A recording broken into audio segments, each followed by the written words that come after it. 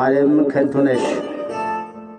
በማወቅም ይሁን ባለማወቅ የዓለምን ከንቱነት ማሳወቅ የዛሬውን ሥጋህን አስደስት ተብሎ እንደተላከ ከምድር ስንታለ መሰለ እርቃኑን የመጣ በዓለም የከበረ በሥጋ ርካሽ እሱም እርቃኑን መጥቶ ሌላውን ወቃሽ ለነፍሱ ሳይሰራ በሥጋ ታጅቦ ሲያበላና ሲያጠጣ ከኔ በላይ ብሎ በሥጋዊ ድግስ ነፍሱን አሽቆልቁሎ ፍርሃ እግዚአብሔርን ንቆ ታብዮና ክዶ በሥጋዊ ምኞት ሥጋውያንን ሰብስቦ ሲያስካካ ይውላል እርቃኑን ነውሩን ደብቆ።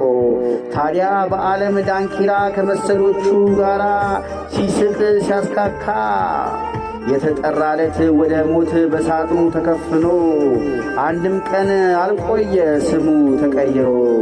ያበላውም ያጠጣውም ያስካካለት ሁላ ሬሳው ወጣ ይለዋል ሊቀብረው የቀድሞ ስሙን ለሰከንድ እንኳን ሳይጠራው። እናም ወንድሜ አትታበይ በሀብት እርቃንህን እንደመጣ እርቃን ነው መንገድ ለጊዜው ነው እንጂ የዓለም መጠሪያ ደሃም ሆን ከሀብታም ስትሞት አንድ ነው መጠሪያ። ሬሳው ሬሳው ሬሳው ሬሳው መጣ ሳሚማኛ ከመገናኛ። ለምን ተስፋ ቆረጥክ? ረዳት ስለሌለ ወገን ስለሌለ ለምን ተስፋ ቆረጥሽ? ሰው ፊቱን ስላዞረ ሰው ፊቱን ያዙራ። እግዚአብሔር አለ እኮ።